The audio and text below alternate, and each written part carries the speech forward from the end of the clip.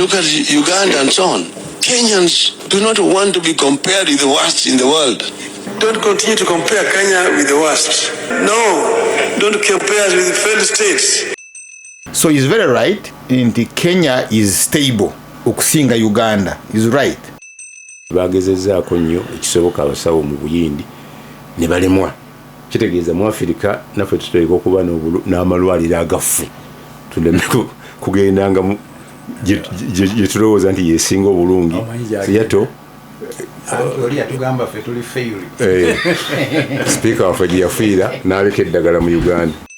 Era nze seewuunya nti abantu bazze ne basobola okubuuka n'ekisaawe. Mu kisaawe ne bagwa mu ki? Naye security ya Kenya nebangezi nnyo nega nti toleeta bizibu. Kubanga abasoose basse n'okutta. Bakubye n'abantu basatu baafudde. Naye ne baga nti approach ate kulaba mulambo bajja kugujjawo. Era mu ssaawa 2 airport yabadde ezzeemu okukola. Naye obakozesa kifuba kisusse. Ate n'ennyonyi bandizookezza. The capacity of Raila mobilizing cross-generationally, because at 81, 82, omusajja abadde akyasobola okwogera ne generation y'abaana ab'emyaka 17. Abaana abalinnye olukomera ku airport temwabadde muwa myaka gya Kakande na Kibazo. Nti capacity abadde agiina kuba buli bbanga eribadde libeerawo. Nkakasa ne kati Ruto abadde amutunuulira. Era n'okumusemba agende bamuwe ekifo kino ekya Africa. Era kwali kusooka kumwejjako. Manya Baganda ku kyalo omuntu bwe yafanga nga tebalima. Naye oli gw'otayagala bwe yafanga ng'okukakasa nti afudde naye Simon alinze ng'oli bwaggulawo omulyango waakiri alima y'enkumbi 2 emabega w'omulyango nga muyina emyoyo mibi. N'ekisoboka nti ne Rikiji Rigathi Gachagua Abaganda nga muyina emyoyo Rigathi Gachagua emanju eyo yagenze mu kalimiro k'emanju n'alimayo n'ekyapa Gonya. Yo kamera yamukutenga ng'alimayo n'ekyapa Gonya n'aga nti enkumbi 2 nga yaluddewo okuwa statement. Rikiji ayinza mati yalimye kubanga kati force eyo Raila jabadda controllinga eri uncontrolled n'agigamba kakane kati tebana bawagikakanya yinza okufu naye ng'abafudde magombe. You can't predict what will happen. Kyenzijukira ku Odinga statement gye yakola I think Entebbe nga bamutumye South Sudan n'asinkana mukulu Salva Kiir naye nzikiriza njogeremu ne Vice President wo Riek Machar. Salva Kiir namugamba owaye ekiri eno badde nteesa so okugenda Entebbe oyogeremu ne mukulu Museveni. South Sudan, an independent state. Nzo kwogera ne Riek Machar omusibewo ate nyina ogenda ensaba permission era please oyagala kwogera naye oluddewo genda. Gasimbagane ne bannamawulire Radio Simba. Peter Kibazo mu studios ogikwanjulira John Kakande Harunah Kanaabi. Rwomushana ne Siraje Lubwama. Ne mugambe endagala zino ezifumbe mmere. Is an exploiter. Ekitereke kye nankani kya ekindagala mu wino laki kunkumi nga 2. Kati atunda bimeka simanyi. Kati ye. Okay, nizo kwanga kozi mistake. Kakando ino. Mutawo gumwe kumi. Kakando ino kubanga olimba. Mutawo gumu kwini mutawo kumune ntale ebi. Mwala wanga ayinza okubawuliza yani mpereza message kubanga lulinda babuuza. Bali basala endagala ku bitoke byange 2 3 emanju. Ne bagamba ne lwaki temugula ndagala ne musala ku bitoke byange. Ne bampa pricing mbwe dadi kakati zino zigula sente. I don't remember the amount. Kalo nange ebiri ekinywa ekimwendaga 10 kitegeze olulagala lwa siringi mmeka 2. Yes.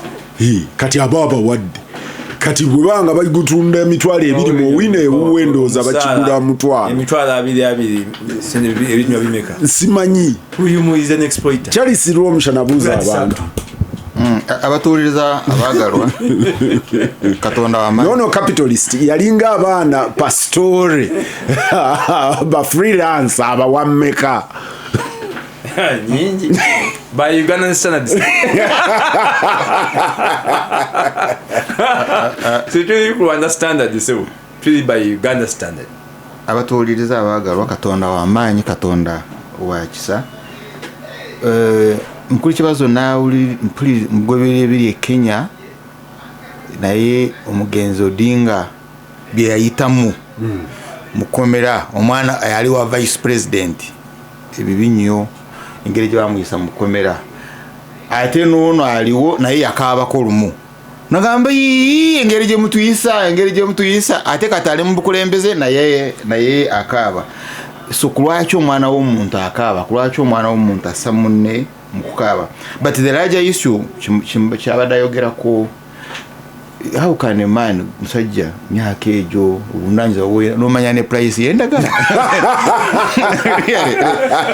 nekinyiziyukiriza pekos kuteesa yatuwa story yaline mu nyumba ya Kiboyijana nga mukulu Museveni agenda kusinkana ne Lule bakole joyita NRM kakati Lule nayita drive professor Lule nayita drive nagamba by the amafuta gaweddemu n'akwata mu wallet najja mu sente genda ogule ki genda ogula amafuta Museveni nagamba pekos kuteesa naye tunamalako ona ajukidde nti n'amafuta gaweddemu anaati agenda kwatagala Lule tunamalako so kakati Lule tunamalako nga gasimbagane panalesrayo bali mu price y'endagala John ngokwata muzina omanyi Rwomushana-ayogedde abantu bajja ne bamanyiira bwe twabanga mu garage enalukolongo nga tuclassifyinga abantu nti kati oyo ateekamu ssente mu mmotoka bagenda ku petrol station ng'aga nti nteeramu 2 oyo w'ebiri akugamba nti bwe nteekamu 2 gintwala mpaka mayane ginziza oyo tagula liita agula 2 era oyo abeera mwegendereza atunula ku boodi bw'aba ayita ku petrol station atunulayo ku boodi naga nti oyo wa kuliko 8 nti waliwo owa2 nti 15,2 ekyo kituufu ndi awo kati nebeerayo klasi ey'okubiri ey'aboolugezigezi abagula liita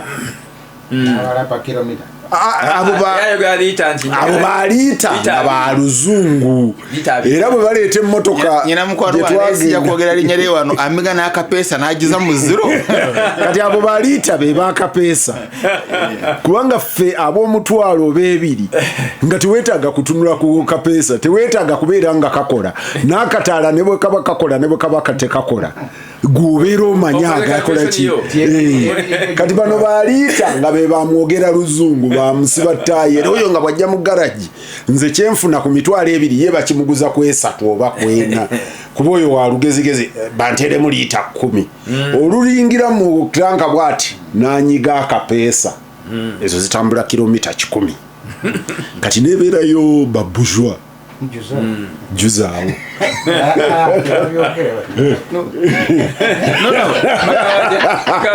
Kibazo ajjukira nti cement wasigadde Kibazo ajjukira juzaawo Kibazo ajjukira anze ebeera ejjude lwa pampu kukozi bangamba pampu tegayina kukendera naye Kibazo ajjukira nti cement wasigadde wakuuta najala gwe cement waliwo yasigadde kino ekitundu kirete how are you going to manage kati Rwomushana olina okukkiriza tetuli mu miteeko gye gimu nammwe kati gwe oli eri mujjuzaawo freedom fighter olowooza ku binene mujjuzaawo ffe ogaa nti 2 nti bw'ogamba nti 2 mukwano gwo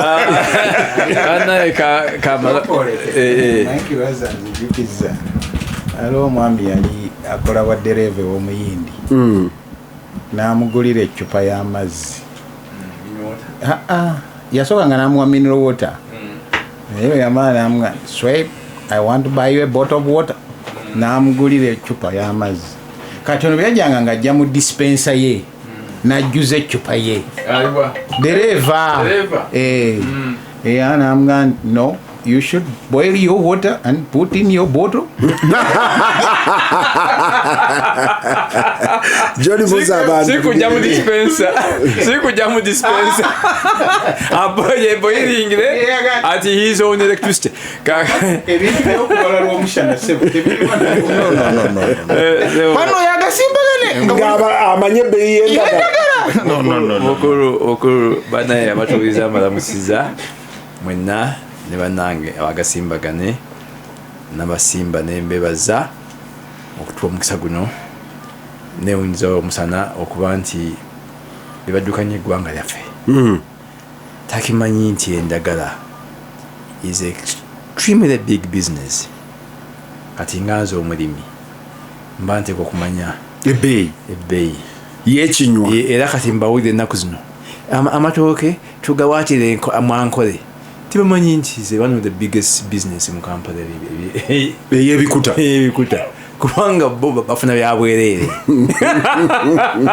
Gasimbagane Kanaabi ng'agenda okubuuza ku bantu omanyi nzijukidde kaddu mukasa kironde the how many th ono afumba yeewo okumeka the second naye Kibazo waliwo omuwulirizaawo yabeera agobeera nzijji engeri gye zigwa katamanto yakata oyayingidde yono kyagala oyanjule nti kata ayingidde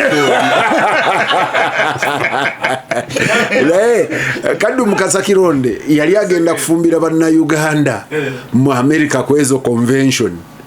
Endagala yazitika kuva wano naziteeka ku nnyonyi kali ng'ambuuza nti tasobola kufunayo ziva South America n'ateeka mu matooke ge. Sebo bw'oba ogenze simanyi ba Uganda Airlines gotera okutambula babuze cargo etambulirako ebiva e Uganda ndagala matooke kamulali binyeobwa semutunduze wabano nkuma semutundu chakala kati agenda mu Buwalabu agenda Siraje buza abantu mu America abatuwuliriza yonna gye muli atuuse leeti tabuuza naye kambuzeeyo omuntu omu nga si mukyala. Siraje abuuza bakyala omukatoliki David Senfuka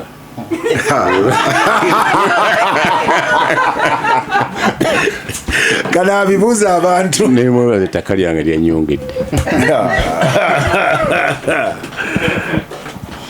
Njagala kulamusa ku batuwuliriza bonna gye muli n'okubeebaza ne Radio Simba kubeera nga kakati ani agenda kusoma bibadde mu mawulire Kanaabi yasenfuka omaze Rwomushana Diro yafuuka manager wa program wesaaliwo alina obukulu bawamba omanyi bano abafuluki bagenda ekibaali bagenda okwokakananga n'obwa chairman babwagala atulekemu naye mukulu Kibazo kantu teyite mangu mu mawulire kumala nnyo budde wiiki tuli wano fena Laira Amoro Odinga baba tinga katusooke mu region tukomewe waka tujja kugenda international nga omuzina bagenda kujjako ng'ekyo kiyise yagambye bamuziika nkya yagamba 72 hours bamuziika nkya naye wabadde akacyankalano abatuuze ne bagenda paka ne mu kisaawe ky'ennyonyi awo tujja kudda naye mukulu Kibazo weekend baddemu mawulire nagalabye eggulo omwana wano e Busoga essomero baliyita Wansimba primary school yakubye munne n'amutta nga nabo bonna ba kibiina kya 5 nga kigambibwa mbu oli yalinnye ku mmeeza ng'amusiikiriza obutalaba lubaawo ng'ate ticca yabadde abalekedde waaka ng'abalese mu kibiina n'amukkako n'amukuba ebikonde mu bulago okukkakkana nga omuvubuka ono lyagoba Collins Maiti wajjo. UNEB mukulu Kibazo nayo yatandise omulundi ogwokubiri nga ebibuuzo ebiva mu nkolayo gye waleeta mukulu Kibazo kubawo nze nali mupakasi na participatinga why Kanaabi eriyo ebintu bibiri competence Timothy Wangusa professor bwe yali atusomesa yatugamba nti mufube nnyo okwawule okubeera ekimu ku bino ebibiri naye nga aga nti waliwo being involved and participating ngaga nti avoid participating, be involved. N'atuwa example tejja kubeera popular nnyo na Kanaabi naga nti be like the pig in making bacon. Nti the hen participates in the making of bacon. Esuula eggi n'etambula n'ekola ki n'egenda. Nti naye the pig. How about the pig? The pig has to be killed and you take the meat of its back to make bacon. So the pig is involved. The hen participates. Ndabyo kulwa kikalichola mwero. Kibazo yagire because bali bayina okuba n'omusomesa abaleetera example bwebi tebasobola okutegeera. Kozi Kibazo yatunulira ng'ali eggi, yatunulira ng'ali embizi. Nze mbagambe. Toya abaleese kalicholamu ntubogire ekirago bakuwe Max ogende ku university. Uze munyu kalicholamu. Ani pig. Ani hen. Tetwaga. Mulimu aba participating, mulimu abali involved. Oluka bulungi omukeeka ofune diguli. So abaana tubalina sebe ebibuuzo byatandise naye kyannaku nti abamu amasomero agamu ng'obuyayi era bwe buli kati mu Uganda agenza okutuuka nga tebali registered. But Kanaabi, I also think nti ekyo abali responsible, both the ministry, UNEB n'abazadde, ekyo twandirekeddeawo okukiwulira. Amasomero bwe gamala okuregisteringa nga bwe guli ku register za okulonda baba wa window of display. And UNEB has been vocal kuba n'ebirango mbiwulira wano mu lutindo nga sibiwulira na biwulira nga baga nti omwezi guno okumala wiiki 3 tuyina window of display. Nali Pakwachi si ku website ne ku radio nali Pakwachi. Where do you see them? No banzija nali Pakwachi nga balanga bagamba abazadde mugende ku masomero. Teeka kati it is a requirement nga tebannazaayo list mulundi gwakubiri ogikonfaminga balina ogiteeka ku notice board zaki z'amasomero era bagamba parents bagita ki Kanaabi tagamba nti abaana tebaregistra amasomero tegaregistra. School management committee erina okuinspectinga list eyo. Abazadde mwina okugenda n'okebera n'ogamba nti Kyasanku Peetero kwali ku list. No, you're talking about schools being registered. No, it's not schools, it's children.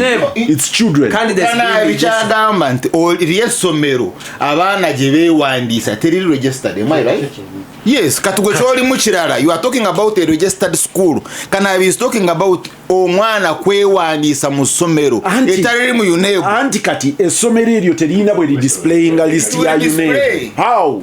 But naye ate never bange cemetery registered. Eyalese coffee koma abaana basobola okubakolera registration mu ssomero eririwo. That's true. Eri mu neighborhood. Nebo banga toli registered. That's not true. center number. Naye mukuru kibazo toyogerako. Gwoyogera ku Balitani Kakande. Tayogera ku masomero ga Uganda. Njogera ku bulo parent. Njogera ku bulo parent. Somo lya wele. Butawuka magezi ntakke. Yagamba esomo lyayogera Ani njogera ku maganjo yumeya. Yayogerako nti taata omubaliya agenda arabe Rwomushana ali ku list. Kati omubaliya kankubulire sebo. Kati saagala kunenya ssomero njagala kunenya mubaliya. Omubali gomanya omubaliya. Bagambye mbu bonna bajja kubeera ku management committees ne school board. Mukulu Kibazo awo wenyini era nga mmaliriza gundi eyo kuba oyogenze noyogera ku byokulanga n'abajjabu forms nalabye ekirango kyayise abagamba abagenda okusaba mu university kuba guno nagwo gubadde muze nga booganye kuba kalango abagabi basasula emitwalo 5,200 ate ku mulundi guno tokyasasula ku ssomero bakuwa bugiyitani PRN n'ogenda n'osasula ssente zo butereevu ne job forms nazo ziri electronic kakati owaayo naye mu ngeri y'emu nkolo Kibazo nga tukyali mu gundi ndowooza nazo gye zijja mu maaso zigenda butereevu Kakande bagenda ekiri very interesting nti osasula once pre-entry ne application for admission naye nga yes until advert mu vision naye nga abaana bwe batuula 15,000 bajja kutwalako 10,000 bana 14 wa the application kandi engeri gye yadda mu kutunda endagala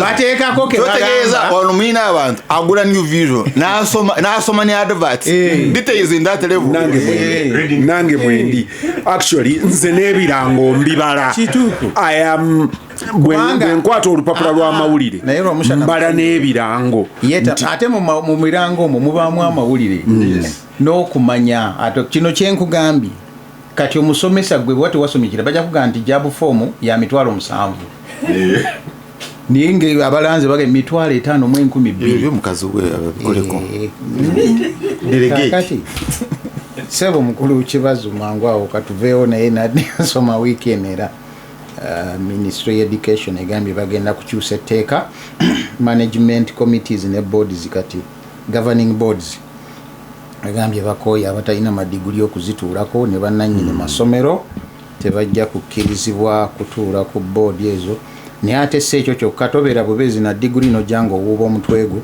naye bagamba nti olina okubeerako ne experience mu bintu bya management ng'obeera okola ki wabiyitamuko mu campaign mukulu Kibazo mangu nnyo zigenda mu maaso mukulu Museveni abadde West Nile eyo naye akombingeri agenza okuvaayo nga mukulu Orombya agambye ni munaife tukublessinze genda onoonya akalulu Nandala Mugisha muntu ne Bobi Wine nabo badde batambula na Kampala nobeera munyagwa Kampala nayo abaddeyo Jema yatudde nayo negayo teyina candidate gwegenda kuteekako kuwandako Dusu naye abantu baayo baddembe buli omu okulaba gwasobola okukola ki okuwagira naye nadde nsoma president waayo mukulu Basaali amugaa nti gwoguddewa naga nti ekyo kikyali kyange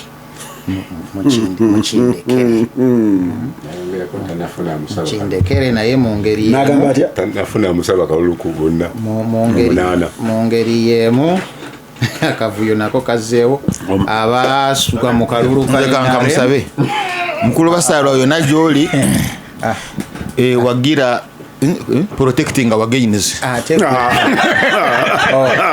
oli presidential candidate nze kasabide Museveni ayinza otaba candidate naye nkasabide Museveni protect the gains bwe yava mu go forward yaddayo bonna baali bavaayo go forward yayo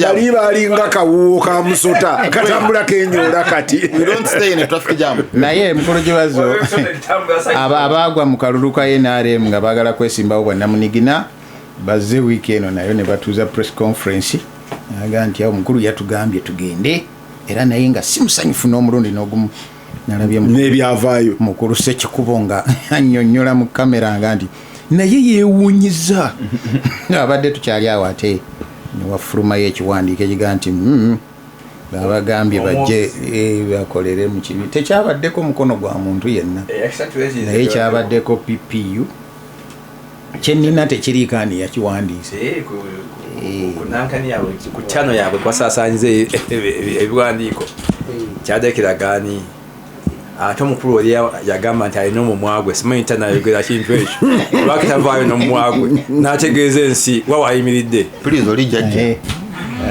togamba jjajja nagenza okulanga ne mukulu Kigongo Seba abadde mu Western Uganda eyo wiiki eno nga naye atabaala mukulu Mao yatugambye nti yeetaagayo bilioni 2 kusobola okubeera ng'ayongera amakooti mu ggwanga gasobola okuba nga gatambuza ebintu. Bannakenya abatalabikako, omu ku maama w'omu yawanjagidde,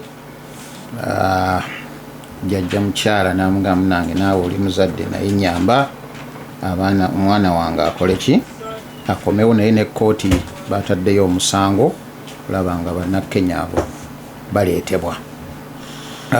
Mukulu Bigirimana naye agaye nti amaze okuteekawo okumonitaringa abalamuzi bano ebintu bye bakola kati bijja kuba biri electronic. Simanyi kamera Siraje ono yali nnyo mu kooti, kamera zigenda kubabeera mabega nga zibalaba oba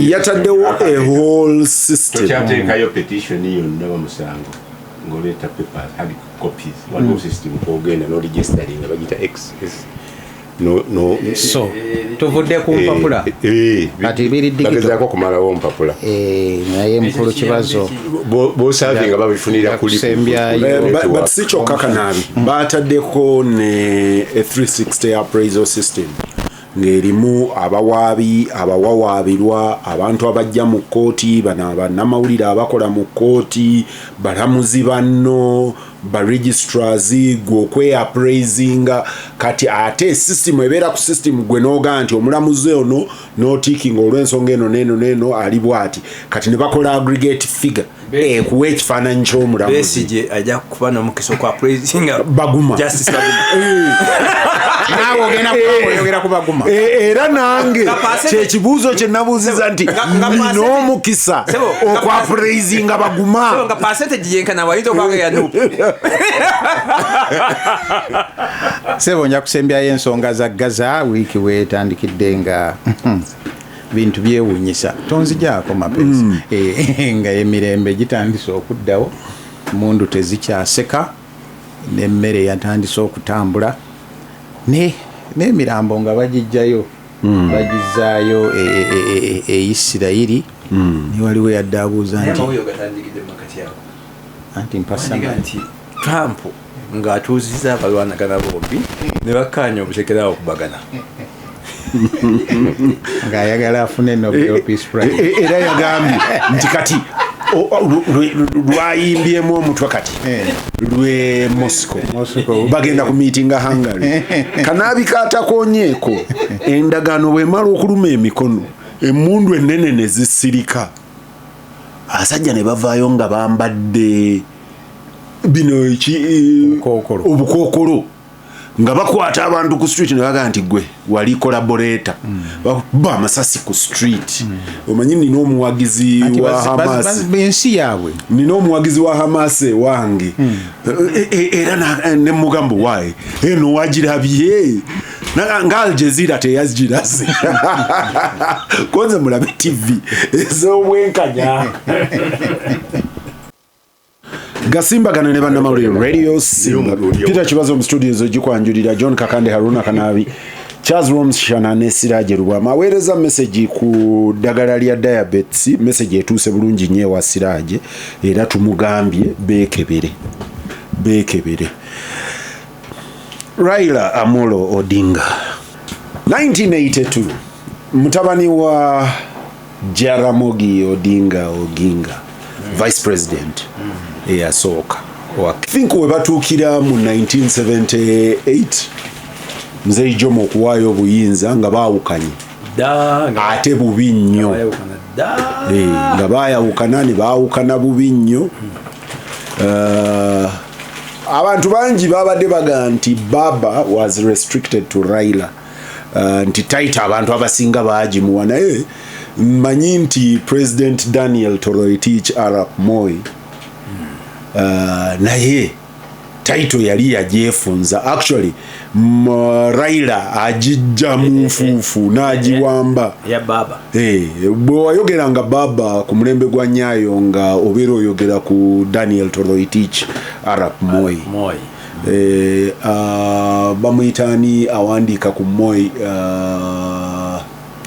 erinnya njadijjukira, naye bw'awandiika ku Moi agamba nti omusajja yali asinga okubeera hambo mu bannabyabufuzi b'omulembe ogwo. Raila Amolo Odinga shoots to total prominence in 1982 in the attempted coup.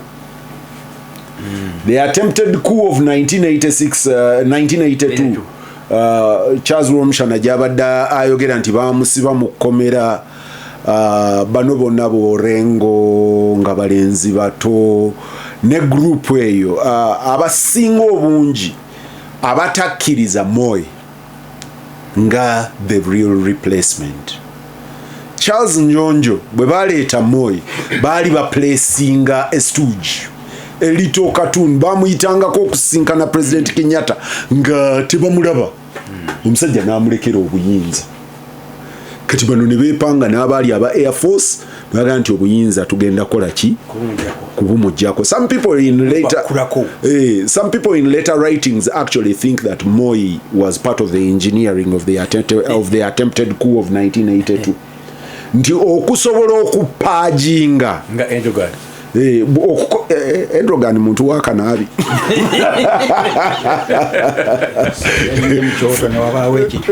ono wa Erdogan fa bafetula Gulen batusibire bwe omanyize nali muwagizi wa fetula Gulen si Erdogan ewo ina yo Hamas no ina fetula fetula Gulen is not a terrorist. No, I sirika bajja kunyima visa. Naye Moi is alleged to have been part alleged of the engineering of the 1982 coup to purge. But after that buli yali mu forces so against Raila, who was seen as the champion of the coup, nti Raila ojja tulaba. The enigma Raila bamusiba emyaka emeka ye nyini agamba nti yamala emyaka enanga ali incommunicado. Emyaka ejena je yamala mukomera sije yamala mukomera but isolation ejena yali in isolation nga tayogera na muntu tafuna mugenyi. Orengo agamba in one of the interviews nti waliwo we babagamba nga mukomera bamututte muhanginga leero mbukusaba nga mwenda ogw'ekiro nga muwulira ebigere bitambula bagamba bamututte ate wagenda okuyita ennaku nnya nga bannammwe abagenza okwota akasana okutambula mu mukomera baga nti tumulengeddeko alabika akyaliyo. The enigma in Raila appears after the imprisonment nga Moi amaze ommuta and resurfaces, re-energizes Luo Nyanza into the politics of Kenya above the Turkana, the minorities.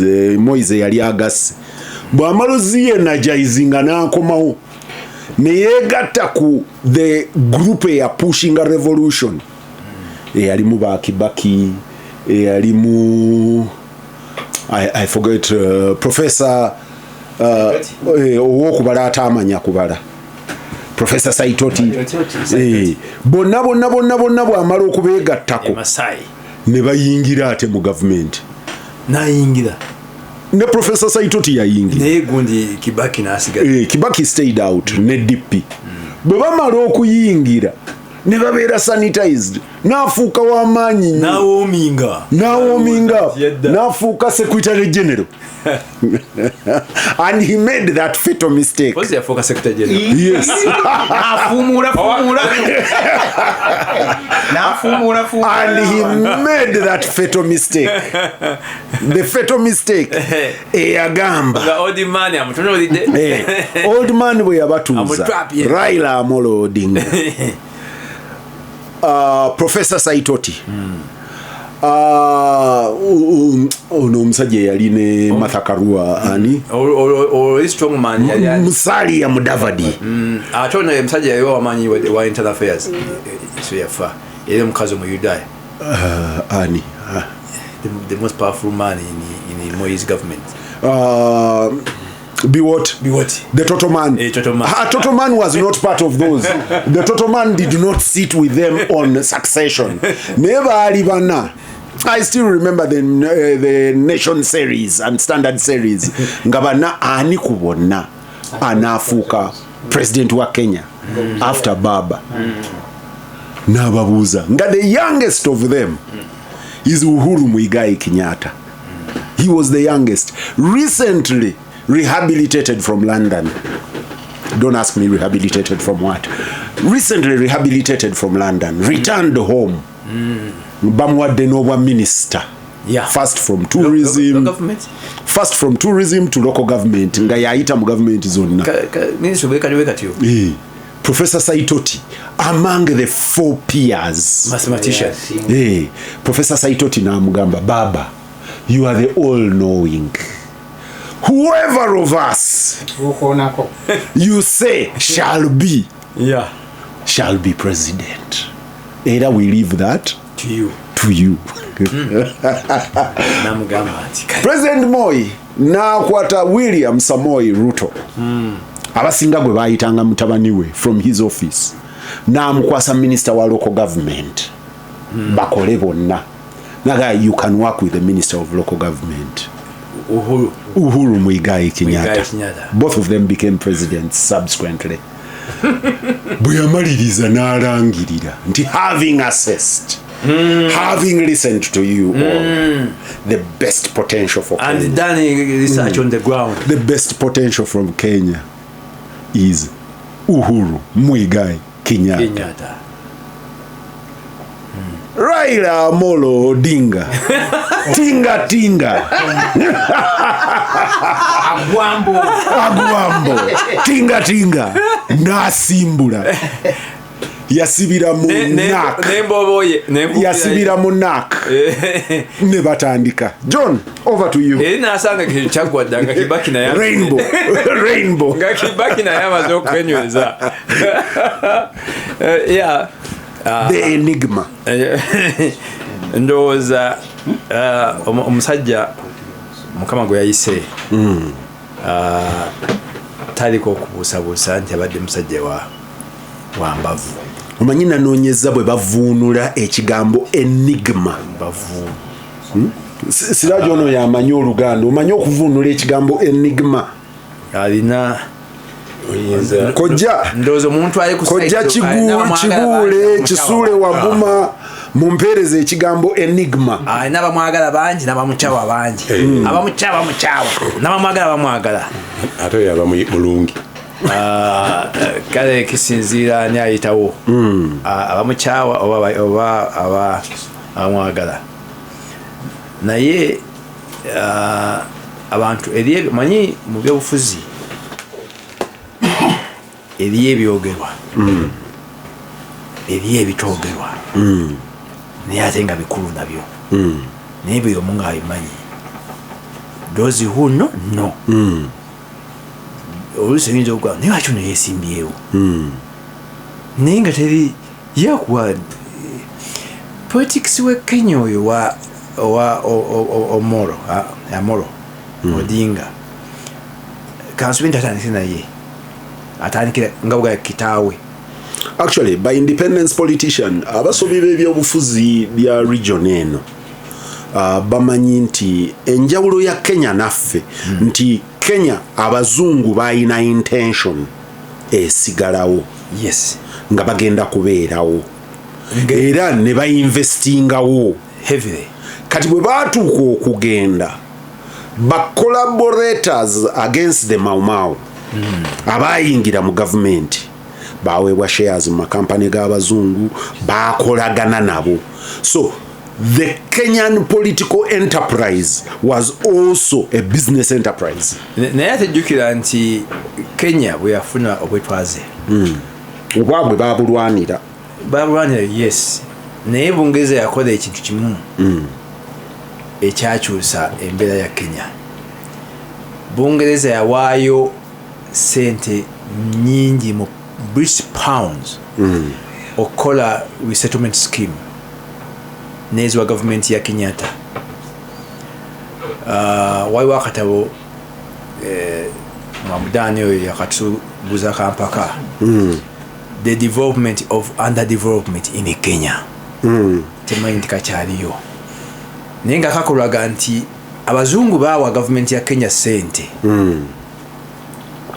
obutitimi n'obutitimi bagule ettaka ly'abazungu baaleka amasamba baligabanye abaddugavu abaali bagiddwako ettaka abampeereza the translation of enigma so far mwenna muli bakyamu muganange galuleeba weereza ekituufu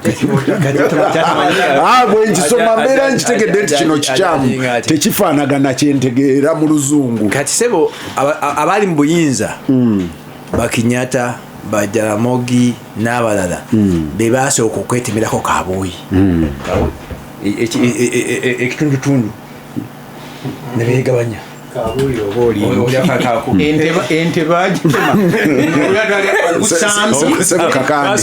Kakande nze waliyo mukodomi wa jjajjange yabanga mukinjaji the most precious of enyama y'ente at a certain point bakayitanga kafumito lwakuba nti later in life bwe nagenda okukalabanga ndaba kibeera kisavusavu simanyi lwaki baali bakaagala nnyo naye Bakinyata Bajaramogi bafuna akafumito naye dumuna agenda Kenya before the crisis which one omusaayi 2007 nagendayo mu middle of the campaign nga tulina program tatugezeko yamawulire omusajja kati aba BBC ne baagala akola interview nampeeza driver nampikinga ku hoteri nengenda daleka yali mchukuyu kakati omusajja oyo nendaba nga kibuga kinyirivu nnyo kinyirira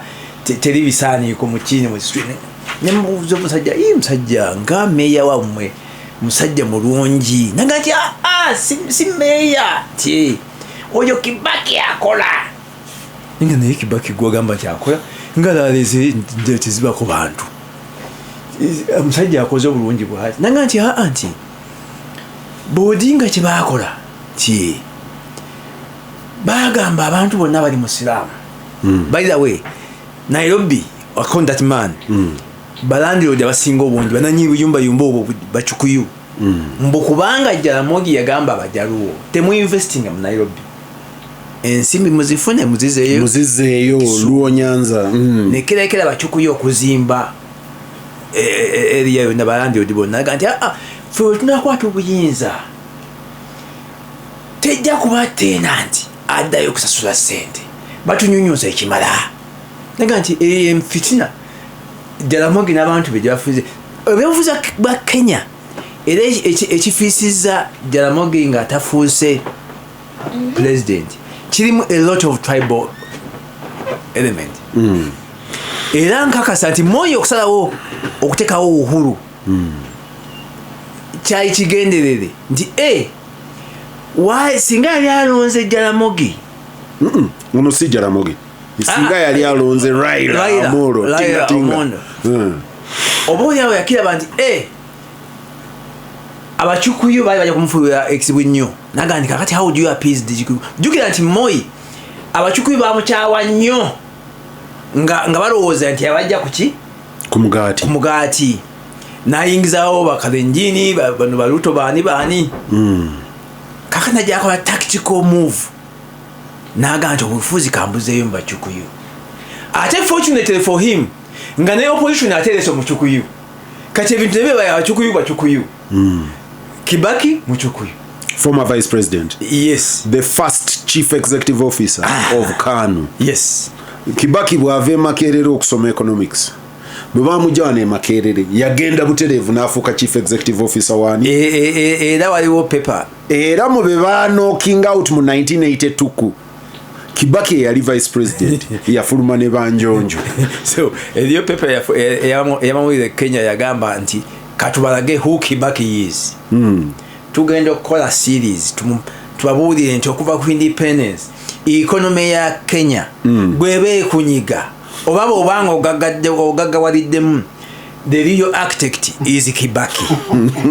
Bakubayo copy edition emu tebaddayo gifumira gwali mulembe gwani gwa Kibaki simbawo kusanganga mukyalani oyagani the only wife ngayanga mulinde naye kaga politics wa Kenya alimu a lot of tribal alliances era kyovolaba nti mu butemu bwaliwo mwalimu a lot of ethnic problems abajaluwo jukira nti bafiirwa Tom Mboya bamutemula mu mulembe gwa Jomo Kenyatta mu mulembe gwa Jaramogi gwa Moi ne batemula Ouko Minister of Internal Affairs. Abazungu gwali batitibya era ne baleeta babayita baani abeerandani ababuuliriza wano ne baleeta Scotland Yard okubuuliriza ku the death of Ouko. It's one of the first series I ever read in a newspaper. Yes. Ani yatta Ouko. Who killed Ouko? Eventually we ended with another story of a puzzle. Waliwo akasajja ke baateekako omusango naye footprint zaali nga embwa ezagenda oketta ani yatta Kayiira bwe bazigamba nti embwa we zakettaketta bwe ziti nga zirina we zigenda ne Kakande omanyi bwe ngenda okukula wano there are things that are interesting. Mukwano gwe ne Drake Sekeba Henry Gombia bwe bagamba nti embwa zasimbula okuva lukuli Konge ne zitambula mu kkubo mpaka Makindi e barracks nga teziwunyirizaayo kinyama nga sinagamba ko Makindi e barracks ate nawe yakyo kirala nnyo si Makindi naye abajaluwo actually ate muwuliriza assassination ezo yagigula assassination ya Tom Mboya ne Ouko ne ya Robert Ouko zabalowooza nti waliwo the liberate scheme okubalemesa okufuga hajjukira nti ne Jaramogi yali afulumya gavumenti mu mbeera mbi nnyo era Kenyatta bamukuba amagi ekisuumu ng'agenzeeyo one time.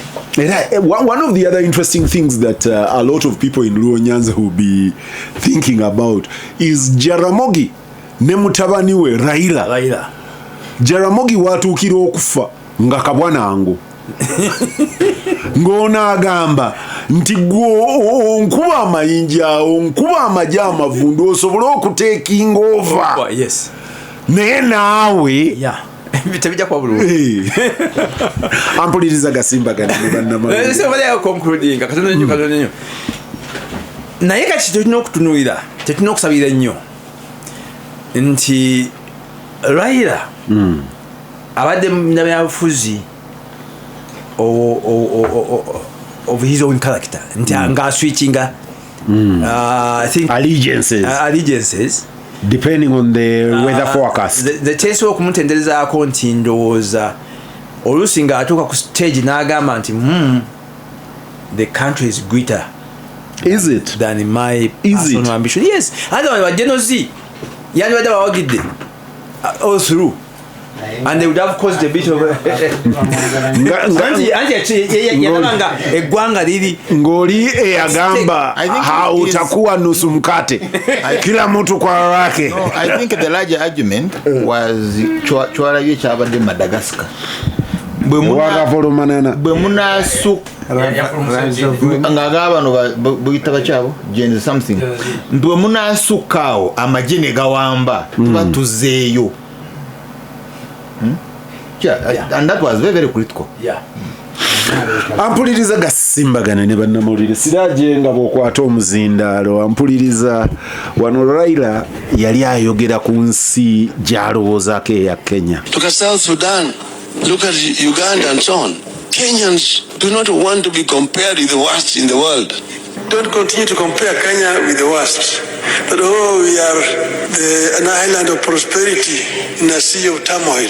Don't compare yourself with the worst. Compare Kenyans with the best, because they are capable of obtaining the best. They say in the land of the blind, one-eyed man is a king. So that's why Kenya is a king, because all the others are blind. No, don't compare us with the failed states. Compare us with the best.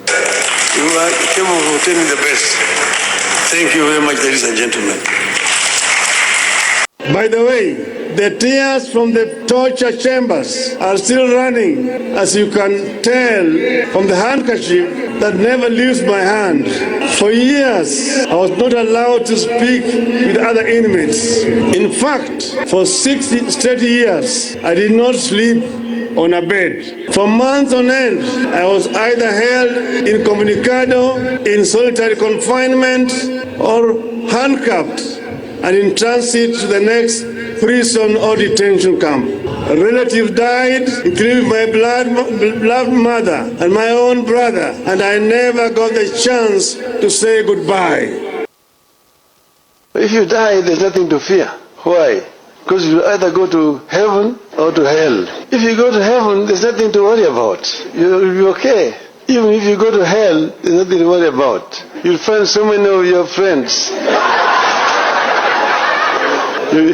So spend a long time just greeting them. How are you?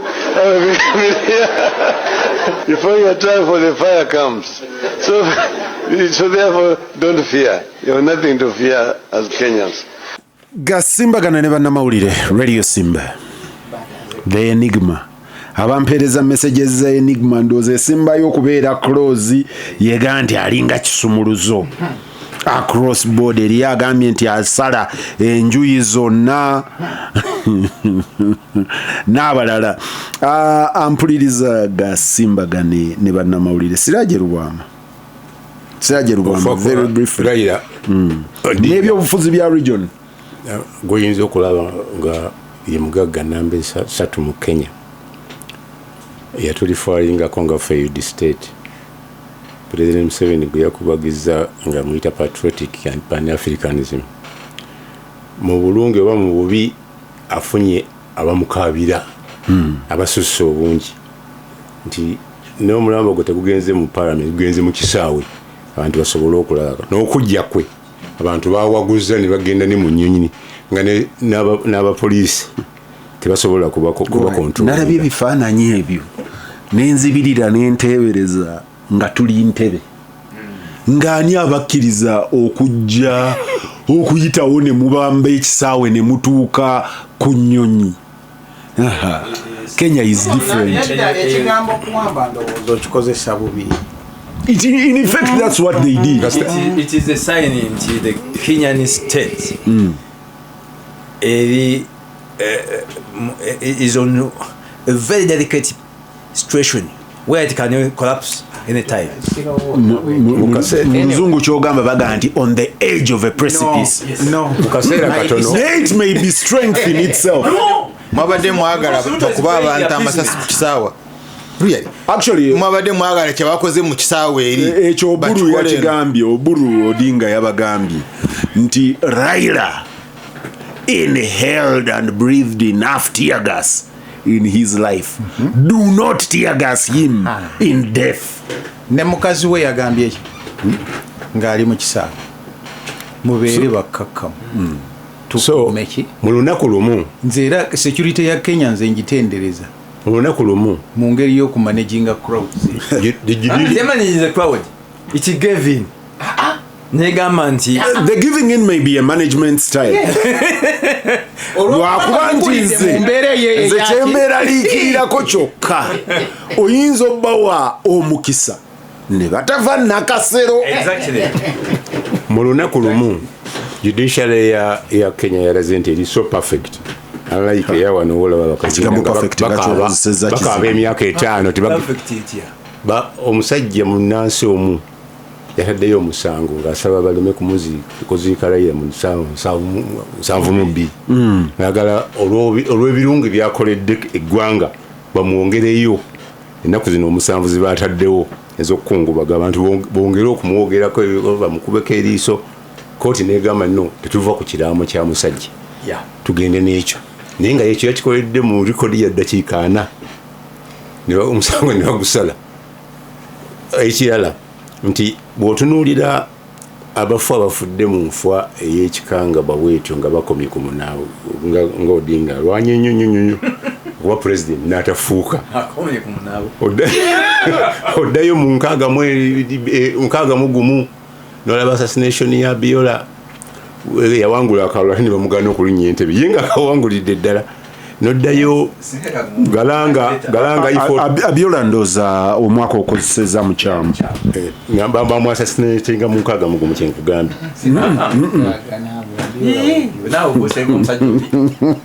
naawe otandise kubala ng'oli checking emyaka gyo kateregga taliiwo yatera okuba omulungi nja kukeberera wano naye genda maaso gyenina gibadde assassination 17 January 61 naye tujja genda mu maaso kakati abalala bangi abakomye ku munaabo bagalanga Abiola namusinkanako nze Rwomushana nenjogerako nawulira nenjogerako naye wamukuserera musajja akkiriza muleka agende mu maaso galanga iforces yakola wali omusuubira okubeera kutuulako mu ntebe taata wa Sesekedi Felix baba bamuyitanga Etienne naye Etienne Chisekedi yalemererwa so Africa actually Abiola bamuta July 98 kakati n'abanga alese eggwanga nga yerekedde ekyokukola after his death tiye muntu abadde nga namagoye ng'olwana n'abantu nagatufiirawo nkya nagamba nti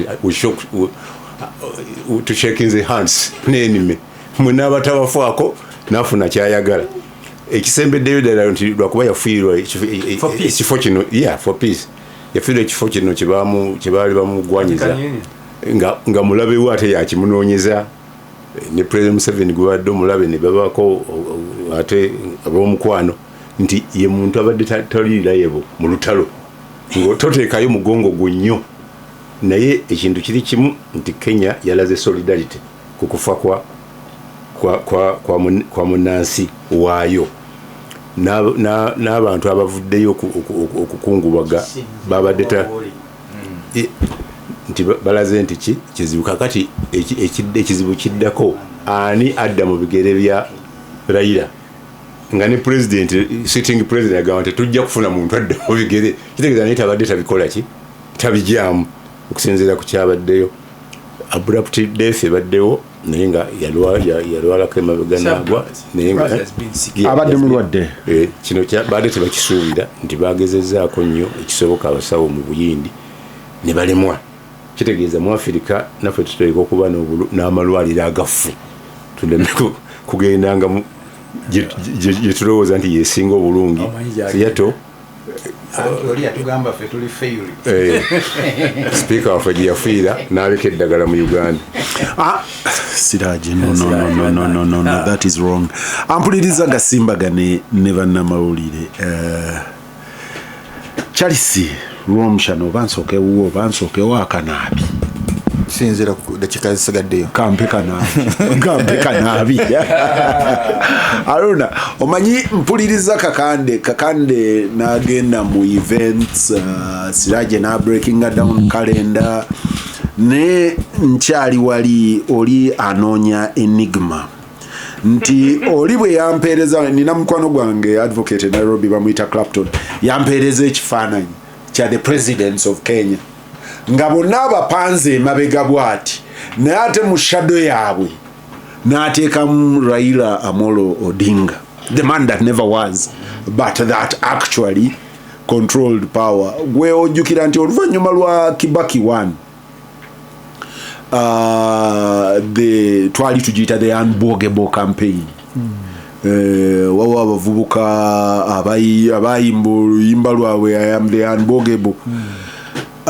Kati Raila atema mu 2007 Raila atema badane William Samoei Ruto. That's the election that a lot of Ugandans followed, the year 2007, because it eventually affected us economically.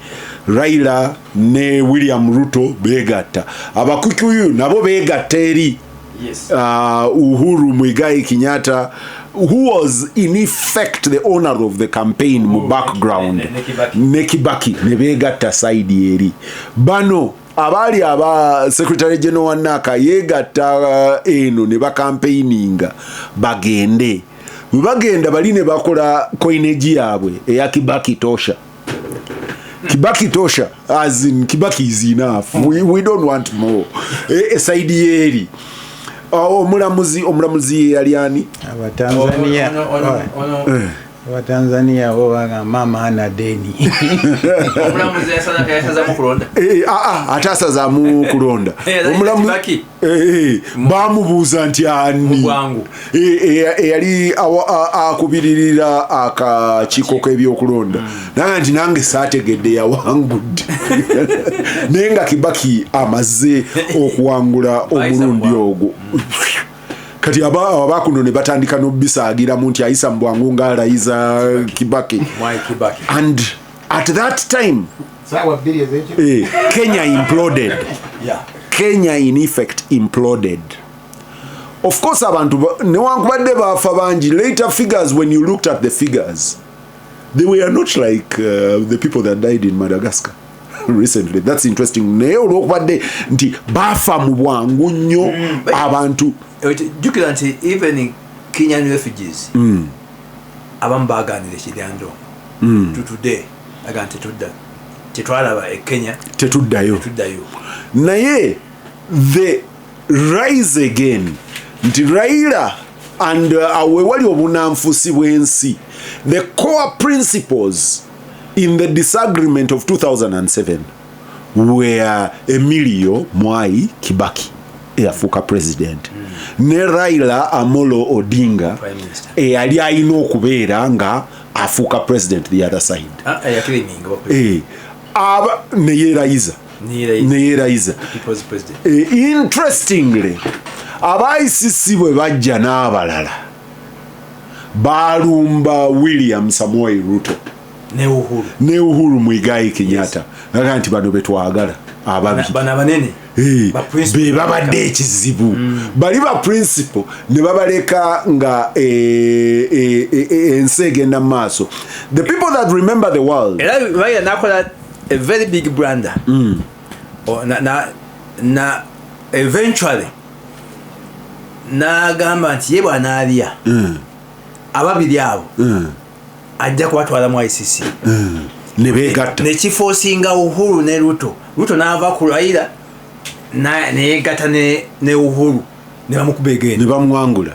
But you need to know that oluvannyuma lwa Kibaki lwa Uhuru okuwangula, when Ruto spoke as deputy president yaga nti ono okuva President Moiro yansindika okukola naye nga minister wa local government namusevinga mu simu yange nga FP future president and we now realize it. Ne ICC oluvanyuma lwa Jandai Fraser, I'm sure John you remember Jandai Fraser yali secretary of state, I think a deputy secretary of state mu America okujja Nairobi. The negotiations ceased. Nebaga nti bano tututeko bana ababiri ba principles basigale. So the international community and they play in the Kenyan politics.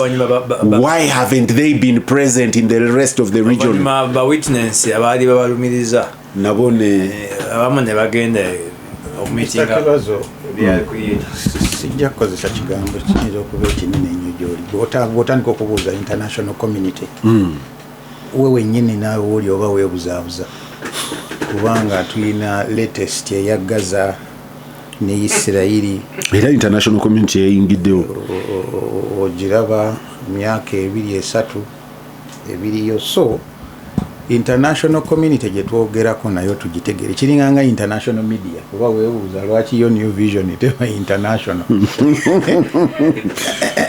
nti interest zaabwe we zibeera awowo international community ejjakola ki ejja kutunulawo nnyo.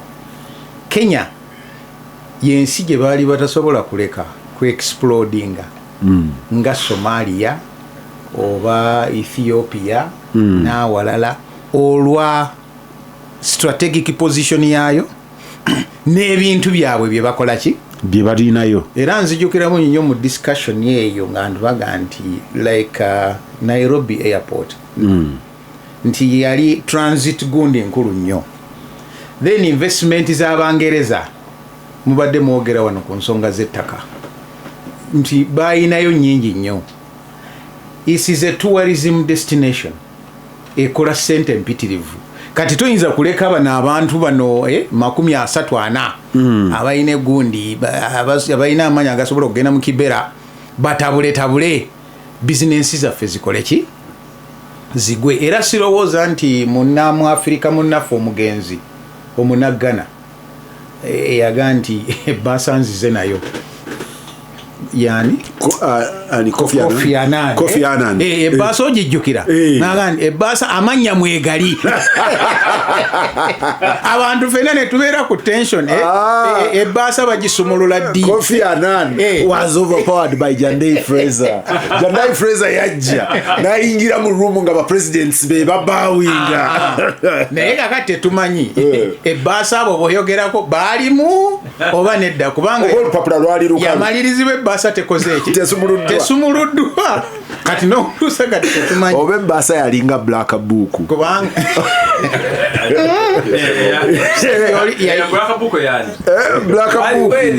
enyumba yajja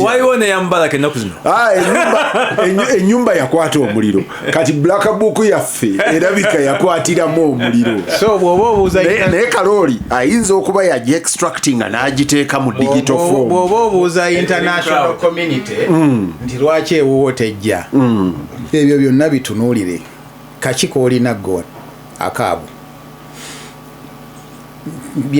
bulambuzi nti kampani emu eraba ekola obukadde n'obukadde bwa dola erinawo interest oba mpozi mafuta ge tunaatandika kakati ne tukola era kati gweyina kwekaabirako wekka naye Kenya teri ku level eyo sebo investment nawe oyogera nga Raila bwe yali agamba it's a fact mwalo weeguli gwe guyitako ebintu byayo byonna ne babitunda eno n'ebirala ebifaanana twagamba tujja genda okugwettanga eyo nga tuvuddeyo kuba naawe olina okwefuula omuwala omulungi ndowooza gwe balwanira si bwe kiri naye bw'oba nga oli agre nga oli bwe yatudescribinga but don't compare the incomparable. Omuganda agamba nti erimba ejjebbi olina kulyogerera tubeera tweyogerako we are revolutionists the part of Africa. Kenya teyeetaaga kweyogerako ku ebyo. So eriiso ly'abali libaawo buli lwe mwenyeenya muba mukola ki era ekyo alabika Raila yali yakimasitaringa oli bwe ya rankings economies ez'amaanyi Kenya eri mu 10 erisooka eri waggulu. Kakati lwaki international community tejja nebeerawo ate ne mukwano gwona yakaleeta kaki akawa Uhuru kyayogera Uhuru mukwano gwo n'agamba titulinga abo abeewola okusasula emisaala ekonomi zaabwe twesasulira ku revenue yaffe. ndowooza ekya international community okitegedde era oba okitunuulira naye njagala kuddayo ku musajja gwe bagenda okuziika enkya Benigma. waliwo akatabo bakayita the continent Kakande n'akamanyi bakakubira South Africa naye nkafunye ebyokumanyi bakoledde headline nnungi nnyo bagambye Kenya's man of mystery bows out. Ekigambo mystery oba mu Luganda kiti omuntu atakola ki kyekyo kye waliwo n'agambye nti omusembeza ku ki nga moyo omugwe yagamba nti when you are eating with that man you use a long fork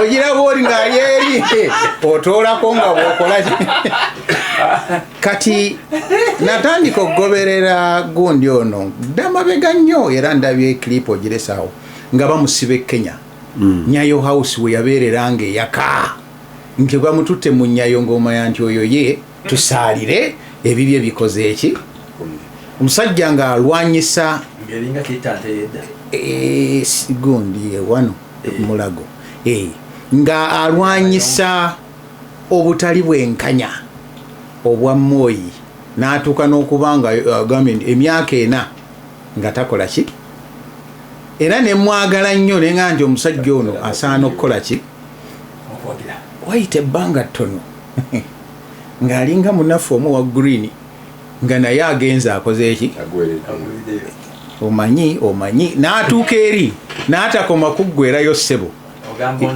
ebyafaayo biraga Minister of Justice ebyafaayo biraga nti bw'amala okuyingira mu gavumenti eyo yennyini eyamuteekako ebyo byonna ate n'abeerawo amaanyi nnyo n'atandama n'okusinga ne bwe yasangayo n'okufuumuula n'atandika nga secretary general kaakati banne bamuga nti owaye balina ekibiina kyabwe nakyo simanyi baali bakiyita DP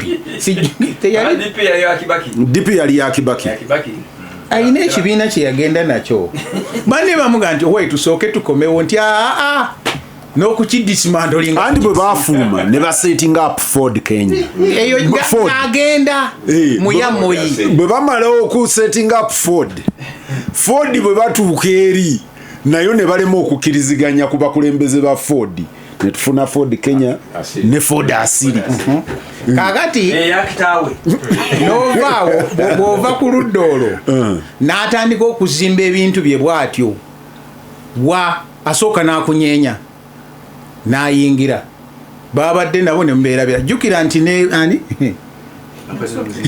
nga Rwomushana musanyufu simanyi omanyi ntera kubagoberera bagamba omukama amusonyiwe byonna byakoze ekyo kyennyini naye kwe bwe kituuse ku Odinga gyali amusalira omusango nkyalinze amuteereko amusonyiwe byamusonyiwe tunuulira Odinga abadde omulamu najja n'atandika okuzimba era ebyobufuzi bwe nga bitandikira mu baluwo n'ava eyo n'abireeta ekibera nti buli lw'obadda nga ayina kyayagala ng'arizootinga mu constituency ye yawa ey'ekibera era nze seewuunya nti abantu bazze ne basobola okubuuka n'ekisaawe mu kisaawe ne bagwa mu ki naye security ya Kenya nebangezi nnyo nega nti toleeta bizibu kubanga abasoose basse n'okutta bakubye n'abantu 3 bafudde naye ne baga nti approach ate kulaba mulambo bajja kugujjawo era mu ssaawa 2 airport yabadde ezzeemu okukola naye obakozesa kifuba kisusse ate n'ennyonyi bandizookezza kati ne weesanga ng'ate kyobadde oyagala okutangira tokifunye so bw'ogoberera Raila mu byobufuzi bwe ebya Kenya abadde musajja ndowooza nga si mwangu wakukola ki ali luddawa era n'alayanse nga naye kola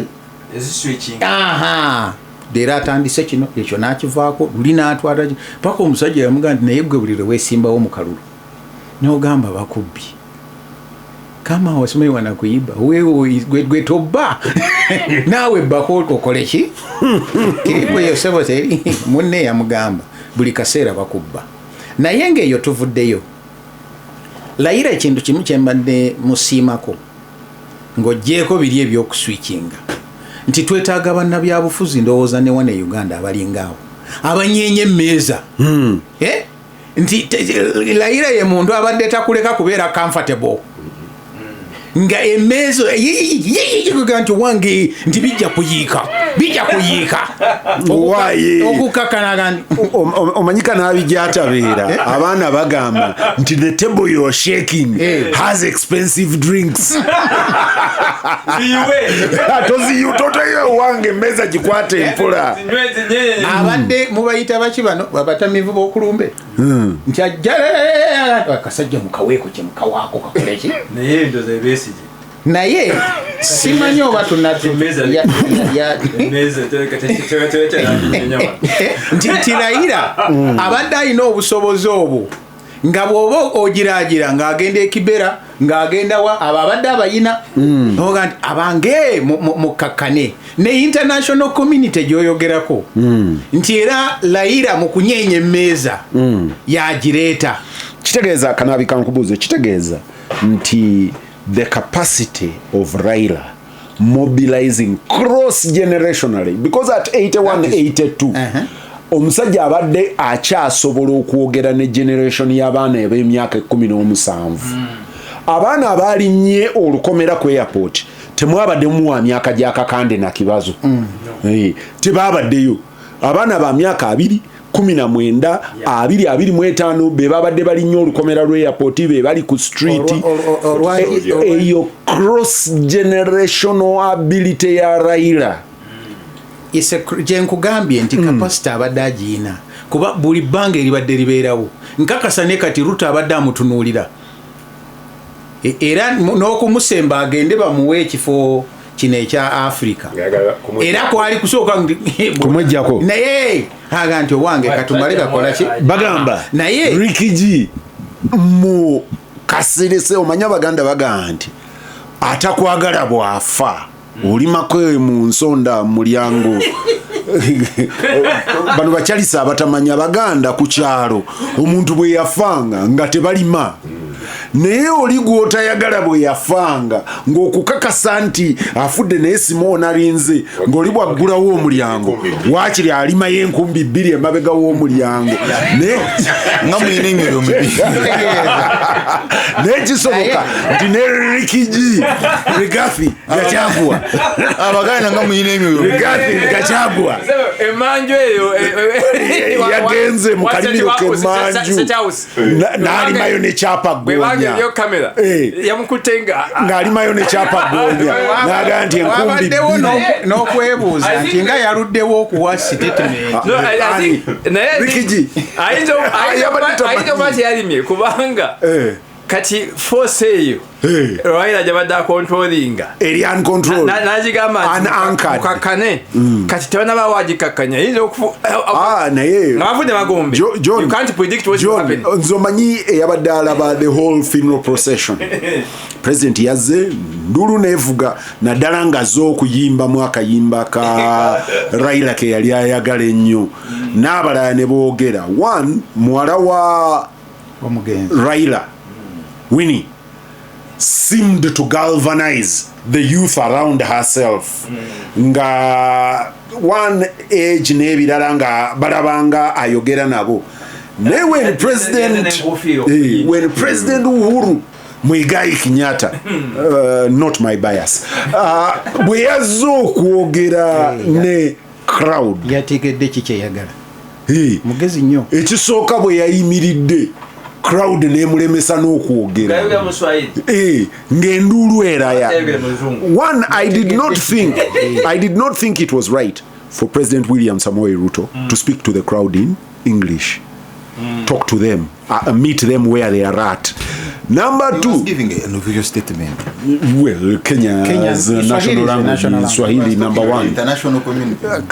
Wache wakuwe huko. Kati President Uhuru yayogedde nabo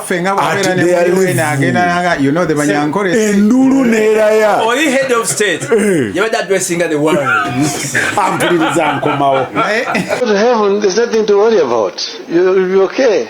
Even if you go to hell, there's nothing to worry about. You'll find so many of your friends. So spend a long time just greeting them. How are you? Before your time for the fire comes. So therefore, don't fear. You have nothing to fear as Kenyans. Dan, look at Uganda and so on. Kenyans do not want to be compared with the worst in the world. Don't continue to compare Kenya with the worst. That, we are an island of prosperity in a sea of turmoil. Don't compare yourself with the worst. Gasimbagane never namawulire radio Simba producer ye yabitaddeyo sinze byali bigambo bya Raila kati naffe tunaanyizibwa okumuddiza Charles Romshana Kanaabi abadde ayogera ku Raila Amolo Odinga bringing it home ngaga nti omusajja abadde anyeenya emmeeza ejirasi neziyuga amasowaani negakoonagana kati abatudde waggulu ne bagaa nti owange Expensive drinks. owange the table that you're shaking has expensive drinks tereera kati bringing it home nga nze mugamba nti oba oliawo emmeeza yakuno bagisiba nankokoto na byuma ne bwonyeenya Simiti akalirawo teyuga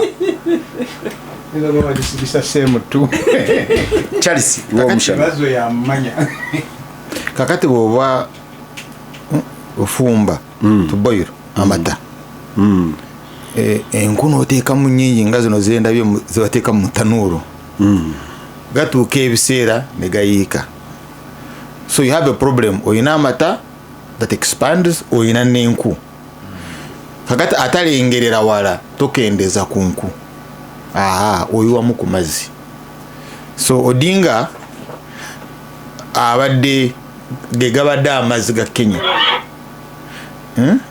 Amata gasituse bonna because bonna bali kimu. Enku nyingi amata gasituse gagenda kuyiika oba gayise n'okuyiika n'oyiwamu. So Odinga was always available okubeera ng'oyiwamu amata.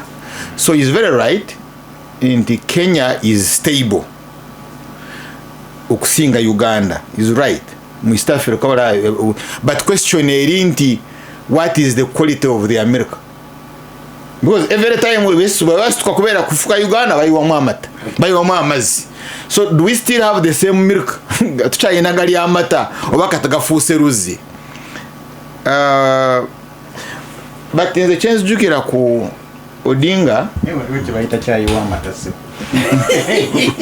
tontwala mbye mikarabanda kakati chance jukira ku Odinga the statement je yakola I think Entebbe nga bamutumye South Sudan nasinkana mukuru Siraje namwe oke nkulabye ebizu bya Sudan byeyerekera nekisobola okuvaamu mu region amatanga gayise bozi gayize okikande gayikira omwana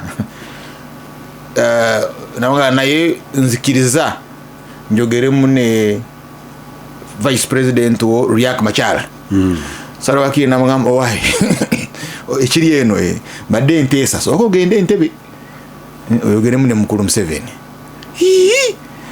South Sudan, an independent state. Nzokogera ne Riek Machar omusibewo ate nyina ogenda nsaba permission era please obagala kugenda naye oluddewo genda. And he explained kulaki yali Entebbe. Ndi wano Entebbe badde nze kulaba mukuru Museveni nsobola okwogeramu n'omusibe not Ruzera but South Sudan. And the statement jatuwa angambye gweddayo nze nja kwogera n'oli. But what I'm not very sure is Ade Juba. Ade Juba. Naye nga amutumye is mukuru Ruto, he was a presidential envoy.